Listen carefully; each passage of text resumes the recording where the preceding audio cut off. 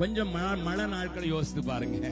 கொஞ்சம் மழை நாட்கள் என்ன மறந்துடும், சீக்கிரம் நமக்கு சீக்கிரம் மறந்துடும். அடுத்தது நமக்கு ஜல்லிக்கட்டு வந்துட்டு,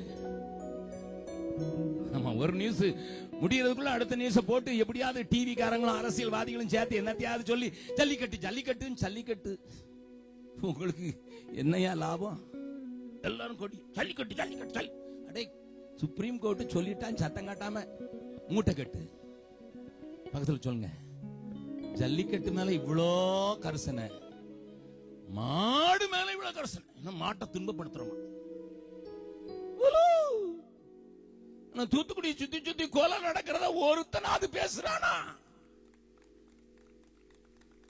ஜல்லிக்கட்டுக்கு இந்த கட்டு வாரான இந்த அரசியல்வாதி மூஞ்ச பாருங்க. அவனுக்கு எப்படியாவது உங்களை திசை திருப்பணும். Listen! Listen, sir, because the church is sleeping. சபை தூங்குகிறது. சபைக்கு சொல்வதற்கு அருகதையும் இல்லை. ஏன்னா சபைக்குள்ள அதை காட்டிலும் படிய கட்டு நடக்குது. நான் கொஞ்சம் முரட்டாளுதான், நல்ல கவனிங்க. தேவ சபையை பார்க்கிறேன், தேவ ஏக்கத்தை பார்க்கிறேன். மதுவிலக்கு மதுவிலக்குங்கிறான். எந்த கட்சிக்காவது, பெரிய கட்சியானாலும் சின்ன கட்சியானாலும், எவனுக்காவது தில் இருக்குதா? மெட்ராஸ் பாஷையில தில் இருக்குதா? குடிக்கிறவன் என் கட்சியில மெம்பரா இருக்கக்கூடாதுன்னு சொல்றதுக்கு எவனுக்காவது வக்கு இருக்குதா? மது தானா ஒழிஞ்சிருக்குமே.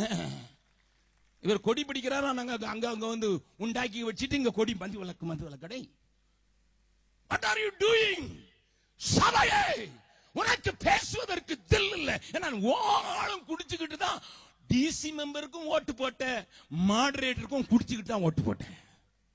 உனக்கு தில் இல்ல, ஏன்னா உனக்கு சொல்ல வக்கில்ல. முந்தா நாள் சென்னையில் இருக்கும்போது மாடரேட்டர் எலெக்ஷனுக்கு போன பிஷப்புகள் வண்டியில போன ஒருத்தரை சந்திச்சேன். அவர் சொன்னாரு, அண்ணா என் பேக வைக்க போன உள்ள பாட்டில் பாட்டிலா இருந்தது. யாருக்குன்னு கேட்டேன், பிஷப்மார்களுக்கு தான்.